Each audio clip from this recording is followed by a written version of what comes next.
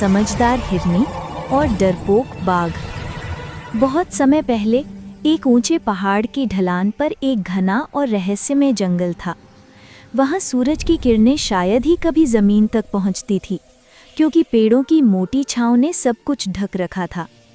उस जंगल में तरह तरह के जानवर रहते थे, जहां सिर्फ एक ही नियम चलता था, जो मजबूत है वो जीता है, जो कमजोर है वो छिपता है। उसी जंगल में एक कोमल और समझदार हिरनी रहती थी। उसका नाम रोहिणी था। वो अपने 2 नन्हे बच्चों के साथ रहती थी, जो उसके जीवन की सबसे बड़ी खुशी थे। उनके खेलने की आवाज़ें पूरे जंगल में गूंजती थी। हर सुबह रोहिणी अपने बच्चों को लेकर हरे मैदानों में जाती, जहां वे मुलायम घास और ताज़े पत्ते खाते। सब कुछ शांत और सुंदर चल रहा था, जब तक कि एक दिन सब कुछ बदल नहीं गया। उस दिन दोपहर में दोनों बच्चे खेलते खेलते बहुत दूर निकल गए और एक अंधेरी गुफा के पास पहुंच गए। उत्सुकता में वे अंदर चले गए। रोहिणी भी उनके पीछे पीछे गई और अचानक रुक गई। उसका दिल जोर जोर से धड़कने लगा। गुफा की दीवारों पर जानवरों की हड्डियां बिखरी पड़ी थी और हवा में मौत की गंध थी। तभी उसे एहसास हुआ, ये तो बाघ की गुफा है। वो बच्चों को लेकर भागना चाहती थी, लेकिन तभी पीछे से भारी कदमों की आवाज और डरावनी गरज सुनाई दी। बाघ लौट आया था।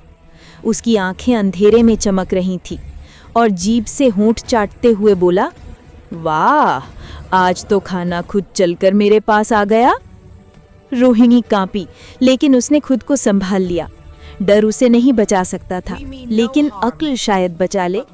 उसने बाघ की आंखों में देखकर शांत स्वर में कहा, अरे, मैं तो तुम्हारा ही इंतजार कर रही थी। मेरा पति शेर बस आने ही वाला है। उसे अच्छा नहीं लगता जब कोई हमारे इलाके में घुसता है। बाघ एकदम ठिठक गया। शेर? उसने डरते हुए पूछा। हाँ, रोहिणी ने आत्मविश्वास से कहा। वो बहुत गुस्से में होगा अगर उसने तुम्हें यहाँ देखा। वो अभी किसी शिकार से लौट रहा है। बाघ का चेहरा पीला पड़ गया। उसे याद था जब उसने एक बार शेर को देखा था। उस डर की याद अभी तक दिल में थी। उसकी दहशत इतनी बढ़ गई कि उसने धीरे धीरे पीछे हटना शुरू कर दिया। रोहिणी ने चालाकी से जोर से कहा, प्रिय, वही बाघ फिर आ गया है जिसने हमारे दोस्तों को मारा था। उसी पल हवा तेजी से गुफा में घुसी और गूंजती आवाज निकली, जैसे किसी शेर की दहाड़। बाघ की हालत खराब हो गई। वो दहशत में चीखा और भाग खड़ा हुआ झाड़ियों को कुचलता हुआ जंगल के अंदर गायब हो गया। शांत माहौल लौट आया। रोहिणी ने राहत की सांस ली और अपने बच्चों को गले से लगा लिया। उसकी आंखों से आंसू बह निकले।